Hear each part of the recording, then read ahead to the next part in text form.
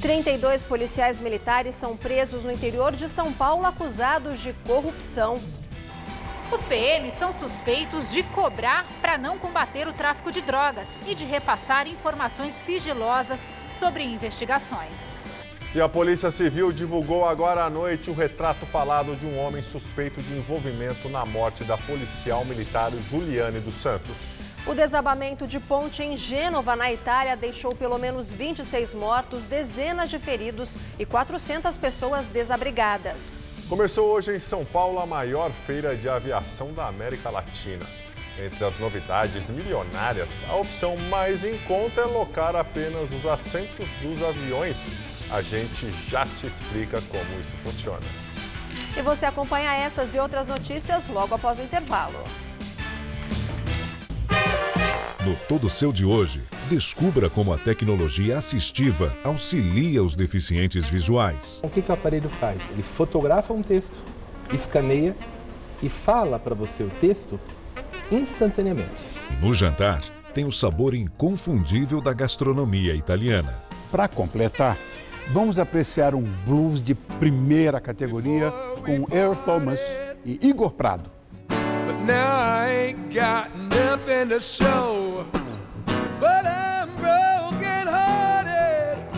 Todo Seu é hoje, 10h30 da noite, é claro que eu estou te esperando. Vem, já está atrasado. Dor de ouvido, incômodo no nariz ou garganta são situações que atrapalham seu dia a dia.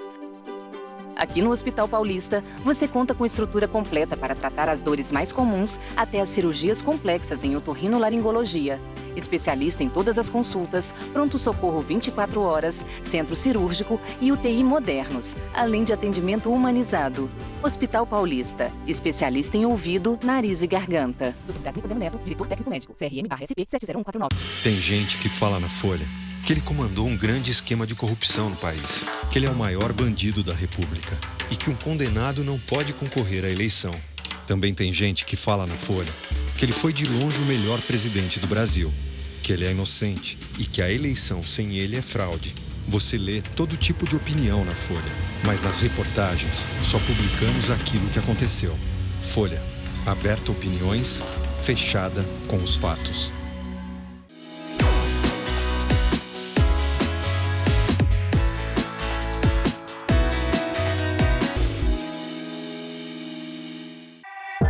De escrever a sua própria história? Que tal dirigir a sua própria vida? Então corre pra cá que a sua hora chegou. Bem-vindo ao Universo Casper, um lugar certo para você pensar, criar e questionar. Na Casper, razão e emoção se unem para fazer diferente, fazer melhor. E você, aceita o desafio? Tem muita coisa nova te esperando por aqui. Faculdade Casper Líbero, Vestibular 2019, paixão por comunicação. Nesta quarta tem mais música boa aqui no Mulheres. Kel Smith vem para o nosso palco cantar os sucessos que estão conquistando o Brasil. No nosso bate-papo sobre saúde, a doutora Isabel Martinez explica como tratar as rosáceas. Silvio Rezende faz uma super transformação e dá um up no visual das telespectadoras. E para completar, o Doutor Cozinha mostra como as pessoas devem se alimentar após a cirurgia bariátrica. Viu só quanta coisa legal? E é claro que eu te espero aqui. O Mulheres é nesta quarta, às 14h.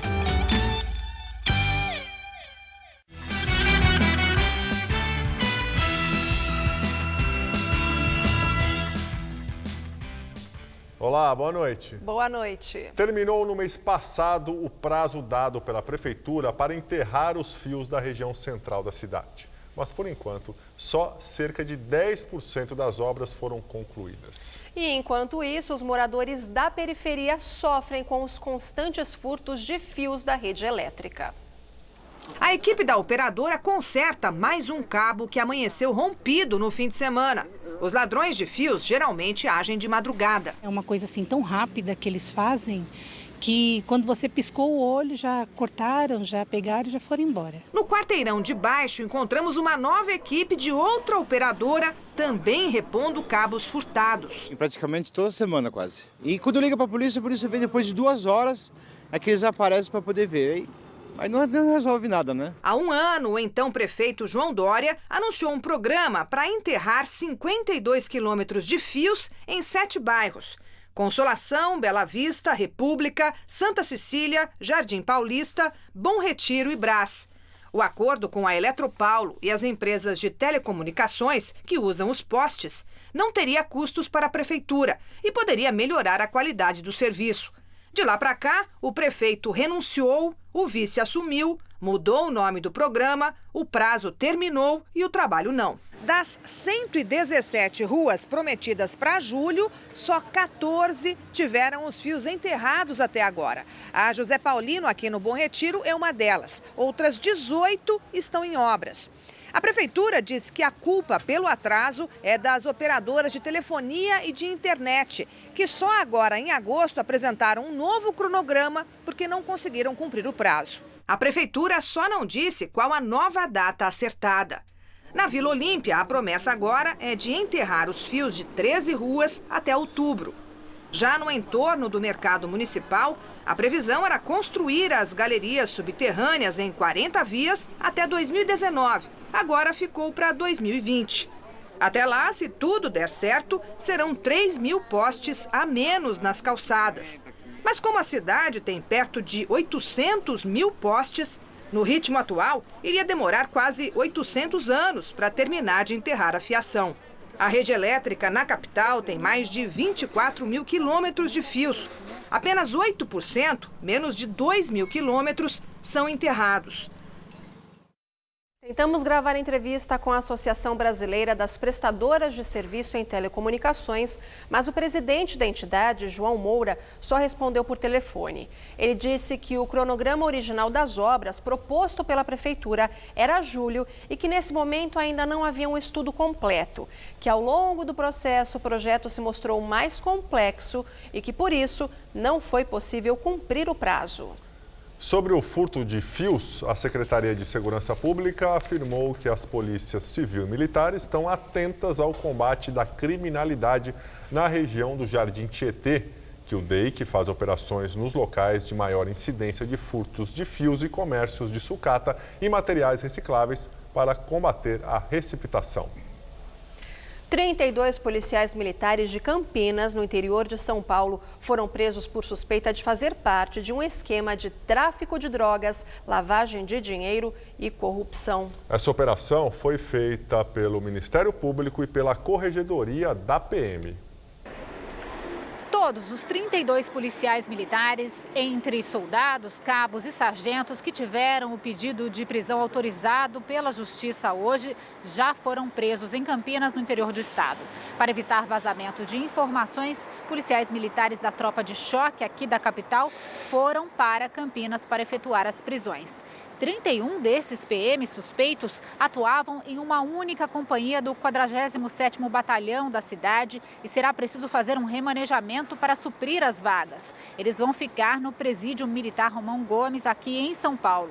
Segundo as investigações da Corregedoria da PM e do Ministério Público de Campinas, esses policiais são suspeitos de cobrar propina que variava de R$100 a R$500 por semana de um grupo de traficantes para não combater o tráfico em 2 bairros de Campinas e também de vazar informações sobre operações e investigações.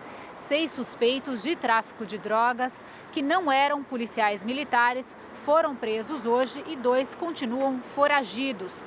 51 mandados de busca e apreensão também foram cumpridos em cidades da região de Campinas. Fernanda Azevedo, para o Jornal da Gazeta, edição das 10. Em nota, a Secretaria Estadual de Segurança Pública disse que não compactua com desvios de conduta por parte de seus integrantes e que os policiais presos estão sujeitos na esfera administrativa a sanções que podem chegar à expulsão. Agora à noite, um grupo saiu em caminhada por São Paulo na Marcha pela Vida, movimento contrário ao aborto. Os manifestantes se reuniram na Praça Adolfo Bloch, no Jardim América, zona oeste da cidade, por volta das 8 horas da noite e seguiram pela Avenida Brasil em direção à Praça da Paz, que fica dentro do Parque do Ibirapuera. Eles fizeram uma caminhada silenciosa, segurando velas em prol da vida. O grupo se mobiliza contra o projeto de lei que pede a legalização do aborto no país. A proposta está parada no Supremo Tribunal Federal à espera do voto da ministra Rosa Weber, que aguarda a manifestação da Procuradoria-Geral da República. Só após esta definição, a ação vai a julgamento no plenário. A Polícia Civil divulgou agora à noite o retrato falado de um dos suspeitos de envolvimento na morte da policial militar Juliane dos Santos Duarte, assassinada na favela de Paraisópolis. Os peritos do Departamento de Homicídio e Proteção à Pessoa, o DHPP, fizeram hoje o retrato com base em depoimentos de testemunhas que estavam no bar onde a PM frequentou na noite do desaparecimento. O caso aconteceu no último dia 1º. A soldado Juliane teria ido à comunidade encontrar amigos e, ao ouvir relato do furto, se identificou como integrante da corporação. Outro retrato divulgado pela polícia representa um dos suspeitos que já foi preso. Ele se chama Felipe Oliveira da Silva, o Silvinho, homem que aparece nas imagens de uma rua próxima à Praça Pan-Americana, onde a moto da policial foi abandonada após o crime.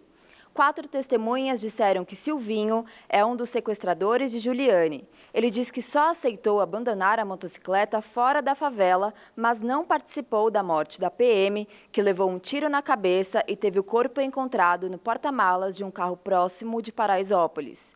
Depois de denúncias anônimas, a polícia também prendeu Everaldo da Silva Félix, o Sem Fronteiras, suspeito de comandar o tráfico de drogas na região e também de participar do crime. A polícia ainda aguarda o resultado da perícia feita no carro e análise de roupas e celulares apreendidos para entender como se deu o sequestro da policial. Lígia Neves, para o Jornal da Gazeta, edição das 10. Geraldo Alckmin, candidato à presidência da República pelo PSDB, vai prestar depoimento amanhã sobre Caixa 2 da Odebrecht. E a promotoria incluiu o governador Márcio França, do PSB, e ex-ministro Guilherme Afife Domingos, do PSD, em inquérito que investiga o tucano. O depoimento está marcado para amanhã à tarde na Promotoria do Patrimônio Público Eleitoral de São Paulo. O tucano responde pela suspeita de ter recebido mais de 10 milhões de reais da Odebrecht para as campanhas eleitorais de 2010 e 2014 em forma de Caixa 2. O caso foi delatado por ex-executivos da empreiteira como corrupção em troca de atendimento à empresa numa série de obras em São Paulo. Planilhas apreendidas pela Operação Lava Jato vinculam repasses ilegais a 2 contratos com o governo Alckmin. Um emissário submarino da Sabesp na Praia Grande e a parceria público-privada da linha 6 laranja do metrô. O candidato do PSDB à presidência nega ter recebido qualquer valor ilícito e afirma que todas as doações foram registradas na Justiça Eleitoral. A defesa do presidenciável diz que Geraldo Alckmin já esclareceu todos os fatos por escrito ao STJ, mas que permanece à disposição da Justiça. A investigação contra Alckmin é no campo civil por improbidade administrativa. Em caso de condenação, ele pode perder os direitos políticos, além de ter que pagar multa. O atual governador de São Paulo, Márcio França, do PSB, que é candidato à reeleição, e o ex-ministro Guilherme Afife Domingos, do PSD, serão incluídos nesse mesmo inquérito. É que os dois foram candidatos a vice na chapa com Alckmin. Afife em 2010 e França em 2014 e assinaram as contas que agora estão sob suspeita. O cunhado de Alckmin, Ademar César Ribeiro, e o ex-tesoureiro tucano, Marcos Monteiro, também serão investigados. Todos negam qualquer irregularidade.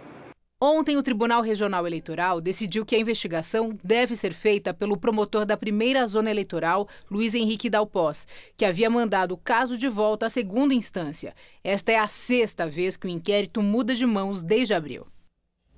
O presidente Michel Temer sancionou hoje a LDO, Lei de Diretrizes Orçamentárias de 2019. O texto foi aprovado com 18 vetos.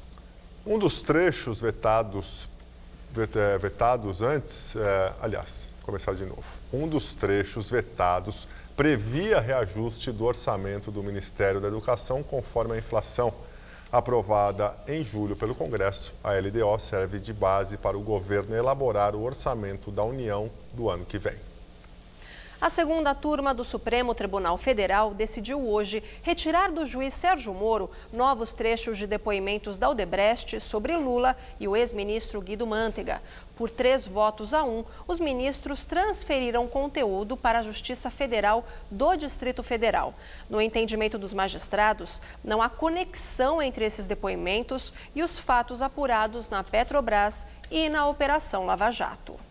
O resultado do julgamento marca mais uma derrota para o relator da Lava Jato no STF, ministro Edson Fachin.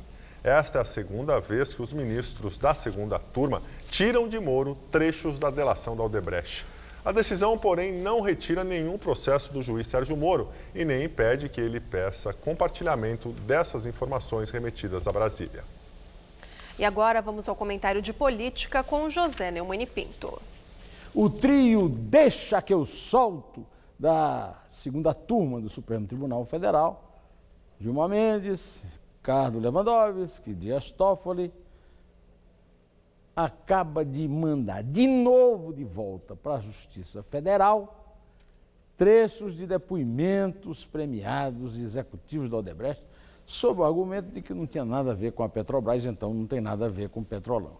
Isso não adianta muita coisa, porque, afinal de contas, o Moro pode pedir compartilhamento com a Justiça Federal e, sobretudo, pode convocar os mesmos depoentes para irem lá a Curitiba contarem tudo para ele. É só para contrariar, é só para mostrar superioridade ao Edson Fachin, que é o relator derrotado por 3-1. Ele foi voto isolado. Pois é, acontece o seguinte, o Toffoli, em 13 de setembro, vai ser presidente do Supremo e a Carmen Lúcia vai para a segunda turma acabar com essa maioria folgada da turma do Deixa que eu solto. Agora, tem que contar um pouco com o Celso de Mello, que não comparece às sessões e com isso também não ajuda em nada ao combate à impunidade no Brasil. Olha, está na hora de acabar essa coisa lá no Supremo. Que coisa lamentável, não é verdade? Bom, eu volto aqui depois de amanhã, quinta-feira, direto ao assunto. Em pé. A ministra Rosa Weber tomou posse agora à noite como presidente do Tribunal Superior Eleitoral. Ela vai comandar o TSE durante as eleições de 2018 e entre os desafios está o julgamento sobre a legalidade da candidatura do ex-presidente Lula, do PT, à presidência neste ano. Lula está preso há mais de 4 meses em Curitiba, mas ainda lidera as intenções de voto para o pleito de outubro. A cerimônia de transmissão do cargo de presidente do TSE teve a presença do agora ex-presidente, ministro Luiz Fux, e de outros membros do Supremo Tribunal Federal, como a ministra Carmen Lúcia, além da Procuradora-Geral da República, Raquel Dodge. No discurso de posse, Rosa Weber disse que tem certeza que o TSE vai cumprir sua missão com firmeza, se esforçando para garantir a lisura e transparência das eleições, mantendo a estabilidade e a segurança do país, de acordo com as regras estabelecidas. Indicada ao STF em 2011 pela então presidente Dilma Rousseff, do PT, a nova presidente da Justiça Eleitoral vai comandar a corte até agosto de 2020. Aos 69 anos, Rosa Weber será a segunda mulher a presidir o TSE em mais de 70 anos de criação do tribunal. A primeira foi Carmen Lúcia, em 2012. É a primeira vez na história que 2 mulheres presidem simultaneamente as 2 maiores cortes brasileiras. O ministro Edson Fachin do Supremo devolveu para julgamento na segunda turma o processo envolvendo o ex-ministro José Dirceu do PT, que pediu à corte a suspensão dos efeitos da condenação dele na Lava Jato, até que o processo seja analisado nos tribunais superiores em Brasília. Ex-ministro do governo Lula, do PT, José Dirceu foi condenado a 30 anos e 9 meses de prisão por corrupção, lavagem de dinheiro e organização criminosa em processo da Operação Lava Jato. Ele começou a cumprir a pena em maio, após condenação confirmada na segunda instância em Porto Alegre. Mas, graças a uma liminar da segunda turma, Dirceu deixou a prisão até que o processo devolvido hoje pelo ministro Edson Fachin seja julgado definitivamente. A ação foi a plenário no final de junho, antes do recesso do Judiciário. Após o voto do relator, ministro Dias Toffoli, Fachin pediu vista e os demais ministros decidiram conceder liminar de soltura ao ex-ministro até que o processo seja pautado novamente no colegiado. Com a devolução da ação, os ministros da segunda turma podem retomar o julgamento e decidir se Dirceu começa a cumprir a pena já ou espera a decisão das cortes superiores em Brasília. Os advogados do petista alegam que o Supremo autorizou a prisão logo após a segunda instância, mas não tornou a prática obrigatória até que o processo seja transitado em julgado na última instância judicial. Os executivos da Carioca Engenharia confirmaram encontro entre representante da Dersa, doleiro e pelo menos 11 construtoras que trabalhavam no Rodoanel Sul para negociar a formação de cartel nas obras do Sistema Viário de São Paulo nos governos do PSDB.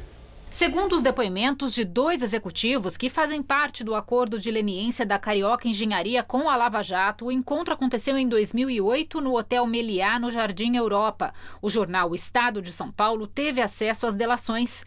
Segundo a publicação, a reunião foi convocada pelo então diretor da Dersa, Paulo Vieira de Souza, conhecido também como Paulo Preto. Estavam presentes representantes de 11 construtoras e o doleiro Adir Assad, apontado pelo Ministério Público Federal como operador de propinas. Os procuradores da Lava Jato afirmam que Paulo Preto, que era responsável pela fiscalização das obras do trecho sul do Rodoanel a partir de 2007, realizava reuniões sistemáticas com as construtoras. Nesta descrita no acordo de leniência da Carioca Engenharia, ele apresentou um outro projeto: as obras do Sistema Viário Metropolitano, feitas em grandes avenidas de São Paulo, como a Roberto Marinho, na Zona Sul, e a Jacu Pêssego, na Zona Leste. No encontro, afirmou que se reuniria individualmente com os representantes das empresas e garantiu que todos que quisessem participar do ajuste de mercado seriam atendidos. O ex-diretor da Dersa já é réu na Justiça Federal em São Paulo. Ele é acusado de ter desviado R$ 7.700.000 entre 2009 e 2011 das obras do Rodoanel Sul, construído durante os governos dos tucanos José Serra, Alberto Goldman e Geraldo Alckmin.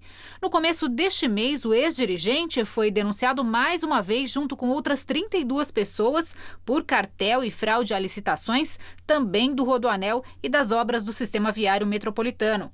Paulo Preto chegou a ser preso 2 vezes esse ano, mas foi solto por determinação do ministro do STF, Gilmar Mendes. Em uma outra denúncia feita no final de junho, na Operação Pedra no Caminho, o MP acusou 14 pessoas de organização criminosa, falsidade ideológica e fraude à licitação na construção do trecho norte do Rodoanel. Entre os denunciados, o ex-presidente da Dersa, Laurence Casagrande Lourenço. Ele também foi secretário dos Transportes de Alckmin do PSDB. E ontem, a pedido de procuradores da Operação Lava Jato em São Paulo, a Justiça afastou mais 2 dirigentes da Dersa: o diretor financeiro Benjamin Venâncio de Melo Júnior e a diretora jurídica Silvia Cristina Menezes.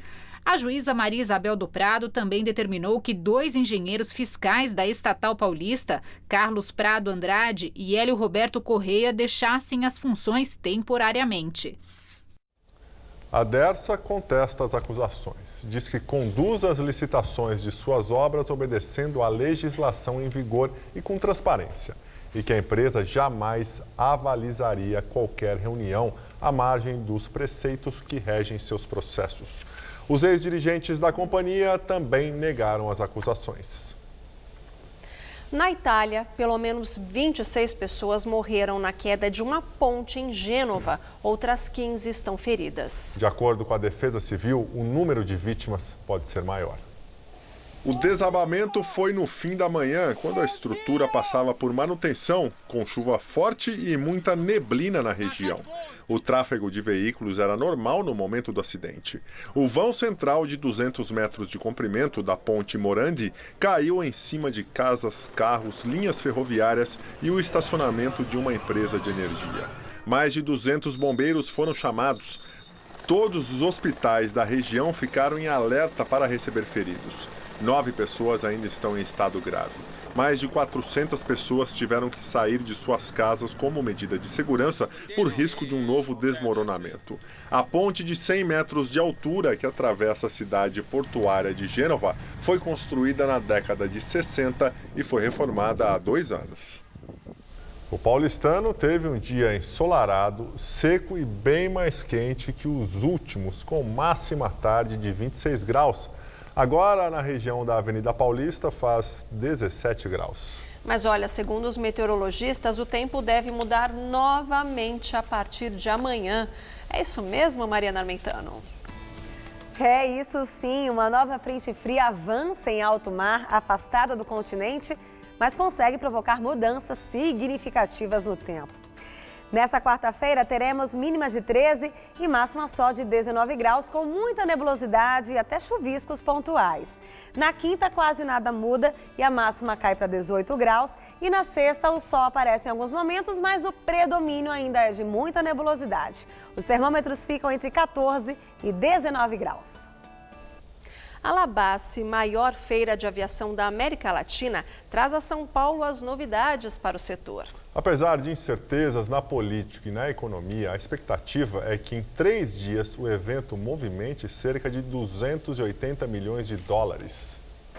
Se um dos sonhos do homem sempre foi voar, aqui ele tem tudo para tornar isso realidade. Bom, pelo menos aqueles com bastante dinheiro. Entre os jatos mais em conta, na casa dos 2 milhões de dólares, este chama atenção pelo plus na segurança. Como todos da marca, ele vem com paraquedas. O bom é não precisar, mas se for necessário... A estatística nos mostra que 55 vezes o paraquedas já foi acionado por alguma razão, 125 pessoas a bordo, 100% das vidas salvas. São 47 aeronaves expostas, de helicópteros e turbohélices, aos maiores jatos executivos à venda, como este modelo aí, para 19 passageiros e quase 14 mil quilômetros de autonomia, o suficiente para te levar de São Paulo a Moscou sem escalas. Mas toda essa comodidade tem preço, 67 milhões de dólares. Sem contar os custos e trâmites de importação e documentos. Você tem 10% de IPI, você tem 4% de ICMS, se não for utilizar a trading é 18% e você tem 1% de COFINS. A expectativa de negócios é de 280 milhões de dólares. Quem está interessado em fechar uma compra quer antes conhecer o interior das aeronaves. Quem entra encontra acabamento em madeira e poltronas de couro. Mas se o seu saldo bancário não for suficiente para comprar um jato executivo como este aqui, você pode dividir os assentos com outras pessoas. Aqui na feira, além de vendas de avião, há também muitas empresas que oferecem serviços, como o compartilhamento de assentos em voos regionais. Como voamos muito, a gente consegue economizar no custo de 1 hora de voo e por isso também o custo por assento fica mais em conta. Um voo para Angra dos Reis, por exemplo, sai por R$680 e para Jacarepaguá R$750. Então acho que essa onda de economia compartilhada também entra fortemente aqui no mercado de aviação executiva. Conseguiu escolher o seu avião? Estou em dúvida ainda. Nem um assento? Não, prefiro o inteiro. Na aeronave inteira. A feira acontece no aeroporto de Congonhas, na zona sul de São Paulo, até o dia 16 de agosto. Mas olha, os ingressos são salgados, porque os ingressos para visitantes custam R$450. Bem, outras informações no site labasse.com.br. Nós ficamos por aqui. A edição de hoje pode ser vista no site do Jornal da Gazeta. Muito obrigado pela companhia. Tenha uma excelente noite. Até amanhã, Luciana. Até amanhã, Gabriel. Ótima noite para você. Fica agora com o Rony Fon no Todo Seu.